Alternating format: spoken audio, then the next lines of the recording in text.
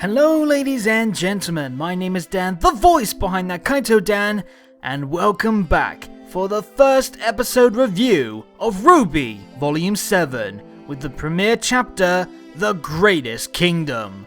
But before we get started, I just want to turn your attention quickly to a few videos that I did leading into the volume, if you haven't seen them already yet. I recently brainstormed what is the ultimate RWBY team, reviewed every previous RWBY episode in 10 words or less, and finished a 2-part collab I did with fellow RWBY fan Freelancer Amber, where we made Pokemon teams for the RWBY cast. If you haven't seen these videos yet, I'll leave a links in the description down below, and I also want to draw your attention as well to a special collaboration between RWBY and For Fans by Fans, where you could win the chance for your design to become a brand new piece of official RWBY merchandise. You have until the 10th of December to enter your designs, and even if you don't win the grand prize, there are other prizes to win. Plus, it's just a great chance to get some publicity for your design work. So I'll give that a link into the description down below, and I hope you all have the best of luck with the contest. And finally, before we begin proper, please make sure you watch the episode first through roosterteeth.com to support the show and avoid spoilers. So the moment has finally arrived. The hiatus is over, and we finally can begin a new chapter of the RWBY adventure. Thank God. The general consensus following Volume 6 was very positive, with many fans touting it as one of the series' best, and a grand return to form following a rocky Volume 5. However, that doesn't mean that Volume 7 has it easy. There's a lot on the table in terms of new arcs, new characters, and new drama that it needs to deliver on. And that's not even going into all the behind-the-scenes issues that sprouted some concerns for the series' future quality in some fans. Still though, I remained excited and hopeful for Volume 7 to kick off on a high note. But was that the case? Or was the Greatest Kingdom far from the greatest of starts? For the first time this volume, let's find out! We open right where Volume 6 left off, with Team RWBY and company at long last reaching Atlas, only to see the Frozen Kingdom has gone full military might, with every single air fleet poised and ready for any incoming attack. Not exactly the most pleasant of welcome wagons, and concerns about being caught in a technically stolen airship means the gang needs to look for another option to get to Ironwood safely, namely contacting Winter. This then leads to our first moment in Mantle, a bleak and depressing city underneath the capital that feels like Batman's Gotham, but even more shitty. Props to the RWBY for doing a fantastic job at creating a strong first impression with Mantle's atmosphere, as the gloomy neon lighting, towering pitch black buildings, and the hollow melody in the background really makes Mantle look like the absolute pits. And that's even before we see mechanized patrols and drones scouring the streets. What's also making this place look devoid of positivity is the several large looming broadcasts of Ironwood. The general's talking about keeping Atlas safe and strong in these unsettled times, which may sound like reasonable comments to make when you're trying to keep the morale high, but combined with the embargo, the accusations thrown at the kingdom for the fall of Beacon, and the military presence in the sky and streets, is it any wonder the general's comments seem to be doing very little to improve things? Ironwood himself doesn't even look that good either, clearly feeling the brunt of his endless work and his own paranoia, and this worn down mood and the state of the city is becoming a big concern for the gang. To make matters worse, Weiss's hopes that her sister could aid them seems doubtful, as we see the elder Schnee is the mouthpiece warning citizens to comply with the military and their laws, lest they be punished. Oh boy. So, now the group's stuck in a pickle with their biggest allies in Atlas all tangled in this conflict with their own citizens, and there's little reason to think that getting to Ironwood would be beneficial, let alone easy. For now though, they need to buy some time, so they wander through Mantle to see firsthand what's going on, with Maria chiming in that she knows someone who can give them some insight. Talk about convenient.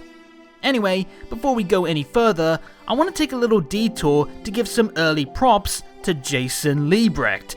Now, if you somehow weren't aware of this, due to a major controversy surrounding Qrow's original voice actor, Vic Mignogna, the role is now being played by Jason, who in the past has played Derby from My Hero Academia, Shaoran Lee from Cardcaptor Sakura and Tsubasa Reservoir Chronicles, and also Yato from Noragami. It's not easy to take over as a new voice, let alone under these circumstances, but I have to give credit where credit is due, as I think Jason had a very solid first performance as the fan-fave Drunkle. As I first speculated when he was originally announced, he's using a voice that's very much like his performance as Derby to match Vic's gravelly, rugged tone that he used for Qrow, but there is a slight pitch difference, which is to be expected. Again, voice acting in general isn't an easy profession, and that's doubly so when you're taking over an already established role, since you gotta try and blend into what's already the norm without coming off as stiff or forced.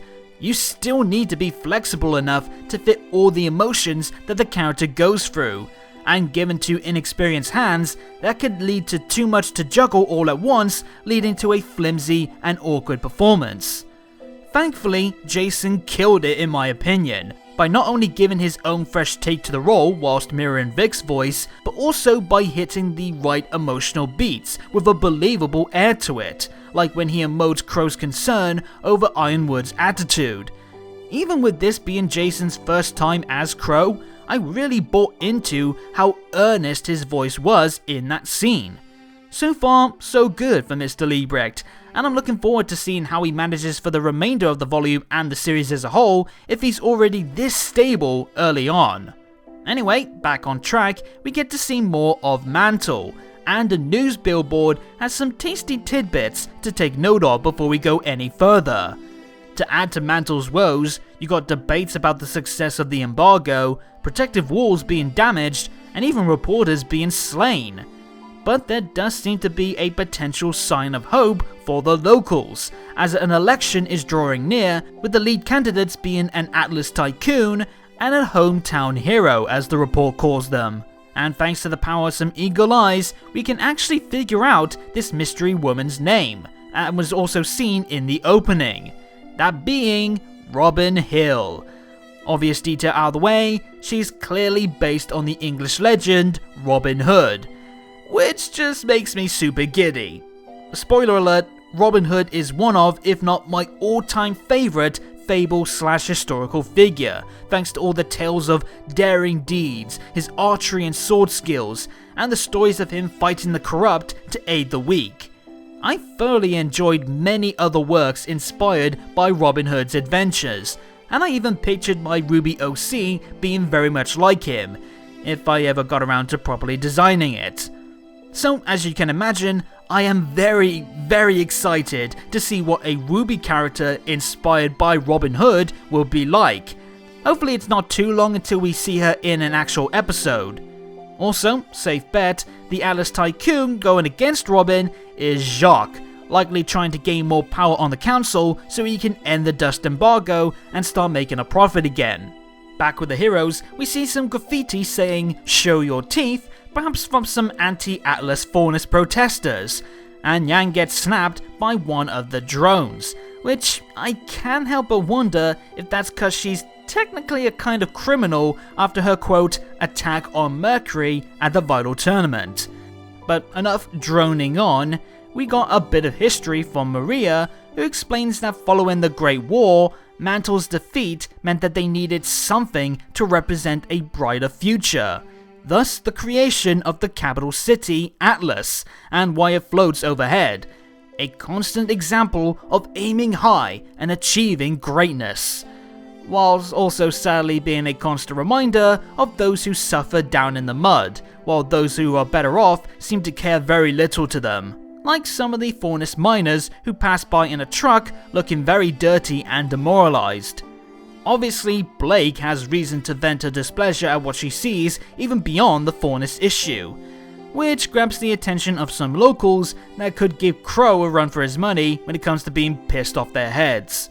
Just another example of everything going to hell for Atlas, causing more misery. And despite Blake's efforts to avoid any bickering causing a scene and getting the attention of the military, the drunk man, who's actually credited as Drunk Man thanks to his VA being animation director Joel Mann, starts to make a racist comment, which results in the gentleman and his comment being sent flying into where such insults do belong, the trash, via a glyph bounce by Weiss. Nice to see that there will indeed be some Faunus racism on display in Atlas, given it's the hotspot for racial tension and strife. We need more of that to make such racial issues feel more genuine, as the heroes try to change things for the better. And I was also glad to see Weiss and RWBY come to the aid of their friend. It's a nice change from Yang always being the one getting into the heated situation like this, and on the topic of Yang, it's good that she didn't lose her cool and get physical. Decent little highlighting there for her growth in that department. Same with Blake, who I bet has had to deal with altercations like this in the past, very maturely handled. Also, for those calling foul on Weiss sending the guy flying, saying he could have gotten hurt, guys, come on. This is just clearly a scene meant to alleviate the negative mood, and it's not like the series hasn't already used comedy in the past as a response to some hateful actions.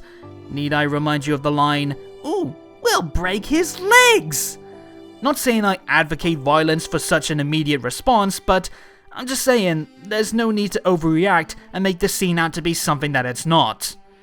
I'm getting sidetracked a lot in this review, aren't I? Anywho, we finally reach our destination and meet Maria's friend and optic repairman, a kindly, if not slightly forgetful old man named Pietro. And before you ask, yes, I will mention the obvious eventually, but let's save that for a little bit later on.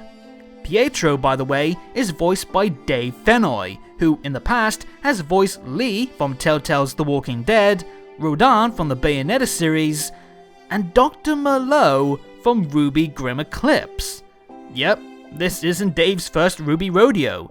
He previously was the voice of the hack and slash game's primary antagonist that created chemically powered Grim.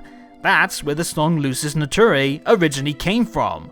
And I was very surprised to see Dave return in a new role, since we've rarely seen that happen with talent before, outside of I think Jen Brown taking over again as Lisa Lavender, though she did technically play that role before debuting as Pyrrha. Still, Dave is an excellent talent, and he does deliver some warm charm to the kind-hearted Doctor, who also seems to be disabled, given his tricked-out crawl chair. Always glad to see more ways that Remnant has means to aid those with physical disabilities. It allows the series to show that no matter your physical limitations, you can still do great things, as seen of course with Yang, and to some extent Mercury. That's where Pietro comes in.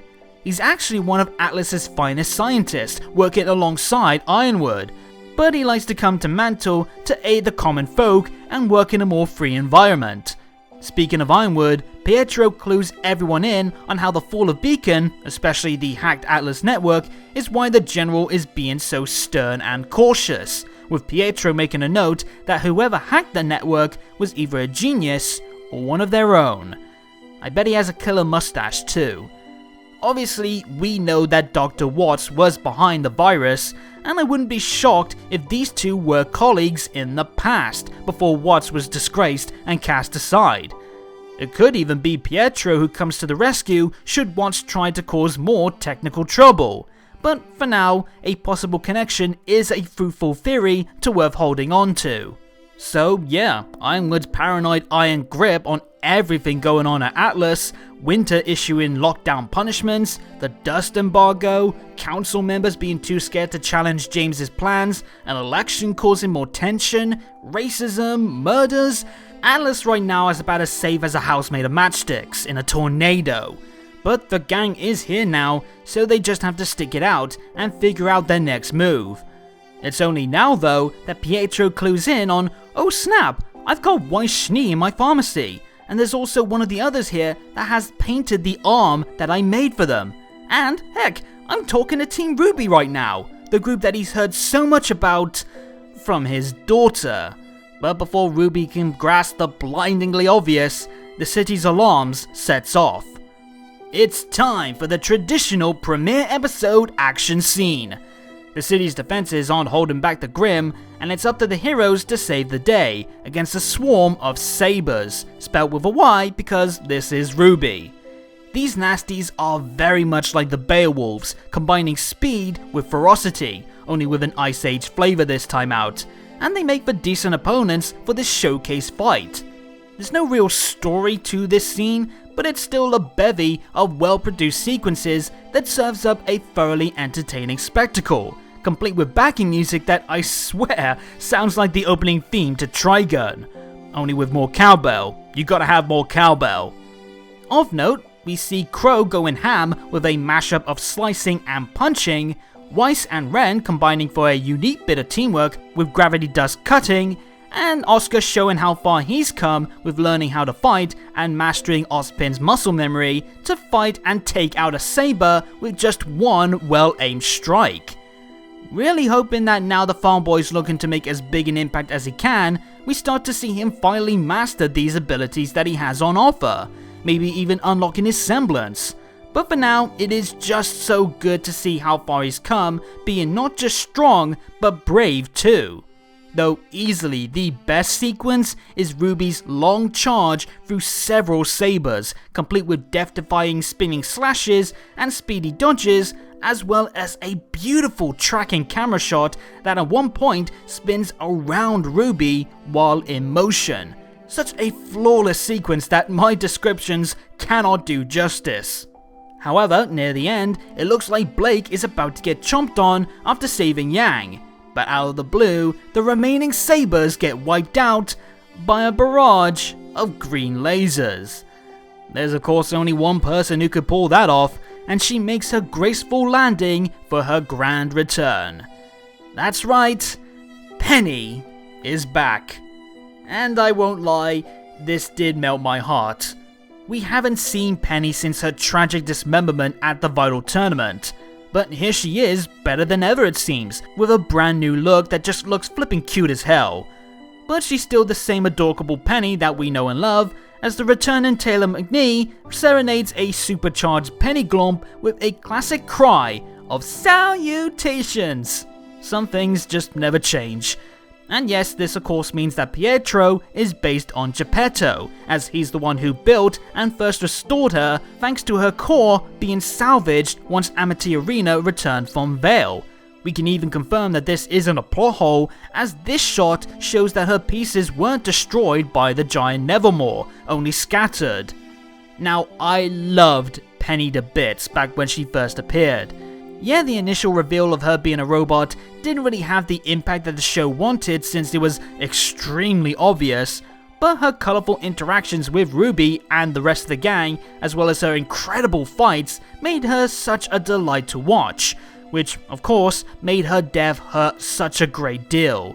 That being said, I know not everyone does like this return, or at least Penny coming back with her memories intact, with some also saying that it weakens her death scene, it harms the Fall of Beacon's impact, and RWBY's reaction was lacking for seeing Penny alive again.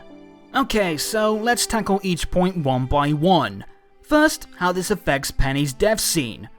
Obviously the fact that she is, alive again, does mean that her scene does lose some finality.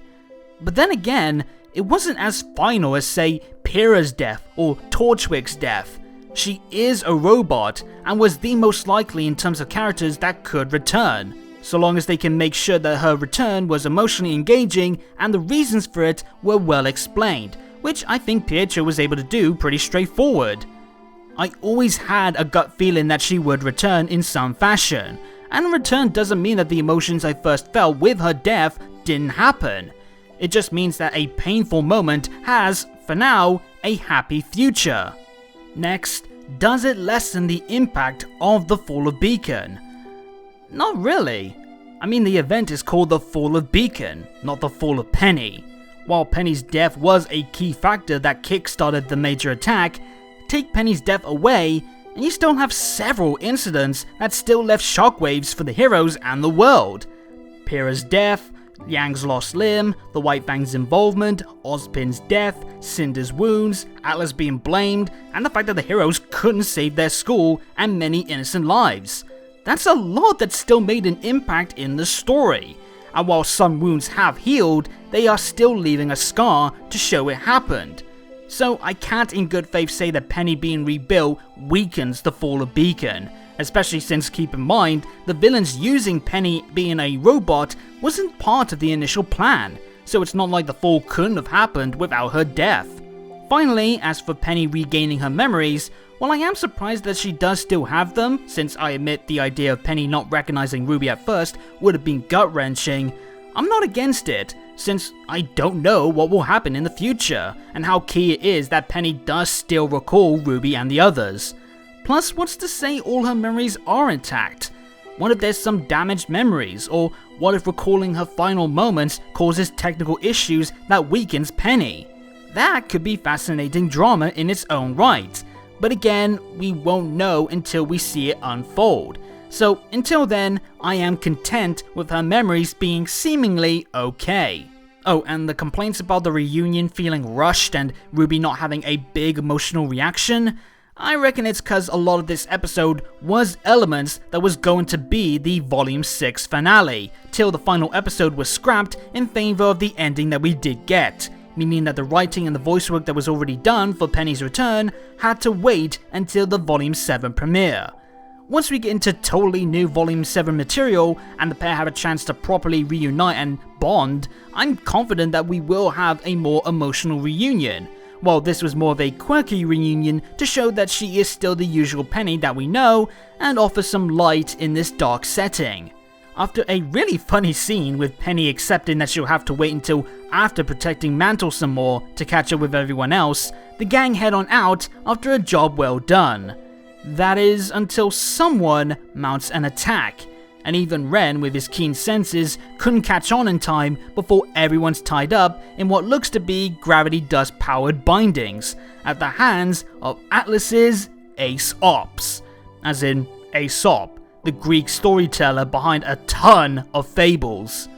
Odd that we have another bunch of characters with ties to Aesop, since Sage Ayana from Team Sun is apparently based on him or one of his stories.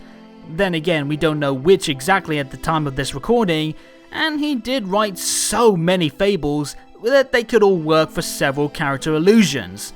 But anyway, these lot are Atlas's highly trained group of protectors, led by Clover Ebby, who is voiced by Chris Wehrkamp, who has voiced the likes of Eraserhead from My Hero Academia, Miles Edgeworth from the Phoenix Wright anime, and Takahisa from Fire Force. The leader of this high-ranked military posse helps round up everyone for their unauthorized aircraft trip and the fact that they use weapons despite most of them not being licensed huntsmen. So yeah, apparently in Ironwood's lockdown state, you can't even defend yourself without breaking the law. Cause, you know, that makes sense. Clover also snags Jin's lamp, though I doubt he's in the know on its importance since he seems too rank and file to be trusted with such information by James. Unless he's a traitor. Food for thought. And boy does this guy love his Lucky Charms. No, not those Lucky Charms, though. Given the ones that I'm talking about, I wouldn't be surprised at this point. Clover has several elements to him that harkens to good luck, from having a horseshoe and lucky rabbit's foot on his person, to his emblem being a combo of a four-leaf clover and a horseshoe, and of course his name also being Clover. As for Ebby, it could come from Ebisu, the Japanese god of luck, though there's also a bit of mathematical magic going on here too. In numerology, the belief of divine meaning behind a number, Ebby is also very lucky when looking at the Pythagorean system.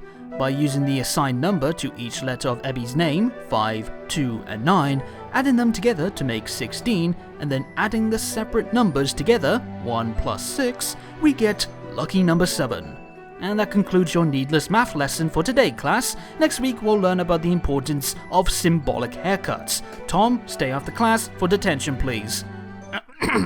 So yeah, as you may expect, a lot of folks, myself included, think that Clover has a good luck semblance, making him a potential rival to Qrow with his bad luck power. We'll have to wait and see on that, as I also think it's gonna be interesting to talk about the Aesops and their illusions. So for now, since we've only just known Clover, let's talk about who he could be based on. And thanks to his lucky traits and weapon being based on some combination of a grapple hook and fishing rod, I definitely think that he is based on a fisherman's good luck. The story of a fisherman whose patience catching fish was luckily rewarded with a big fish jumping into his boat. And so, the gang, after trying to avoid getting busted, are now detained, though Maria got off scot-free with Pietro. I guess she knew she couldn't really do anything.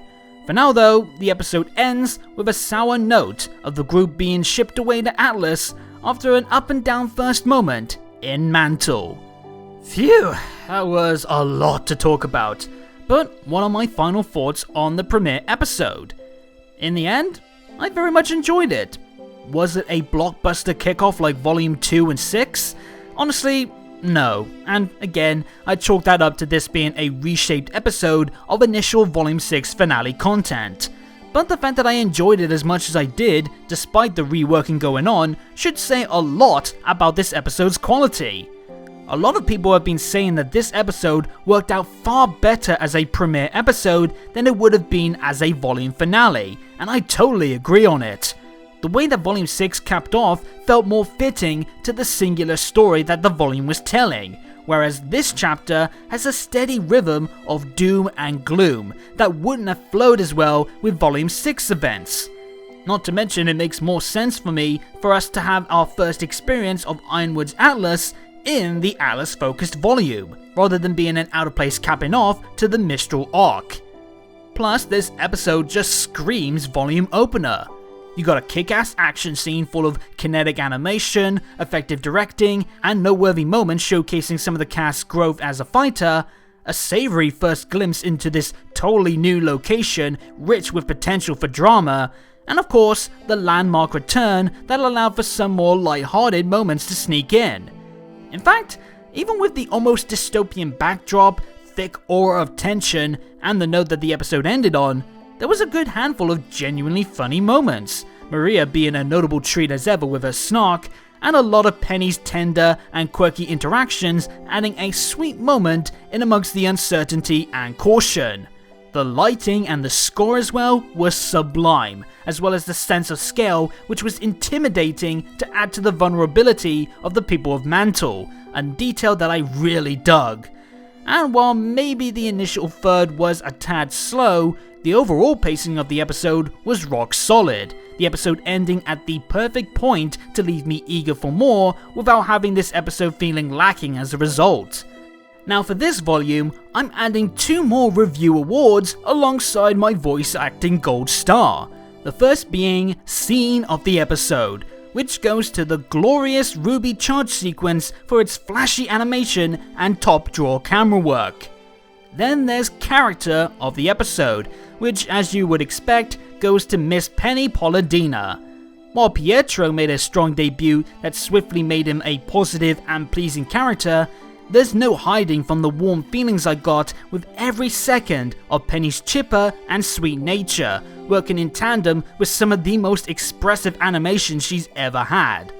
And finally, the voice acting gold star. And while all of the returning cast was on fire, this has to go to Jason Liebrecht for managing to pull off a compelling and earnest performance so soon into his time taking over as the voice of Qrow. Hats off and a job well done to all involved with these 3 winners. So in the end, while not a mind-blowing episode on par with some of its predecessors, The Greatest Kingdom still managed to set the tone for the volume, introduce its new locale in an engaging manner, and offer plenty of charm in the process. The best way to describe it would probably be simple but effective, and with very little to complain about, it's left me with an overall very positive mood heading into this new volume. A satisfying kickoff with more than enough to enjoy until the next chapter really begins to dive into what twists and turns lie in wait. But what do you guys think about this episode? Were you satisfied, or did you leave wanting more? What's your take on Mantle and the situation with Ironwood? And also, how do you feel about Penny's return? Let me know in the comments down below, because they will be featured once again in the viewer comments section at the start of future reviews. And while you're leaving your comments, please hit the subscribe and bell buttons to get every new video from me as they drop, and follow me on Twitter at ThatKaitoDan for more on anything to do with RWBY, updates on future content for the channel, and more. But until next time, have a good day or good night, and peace out.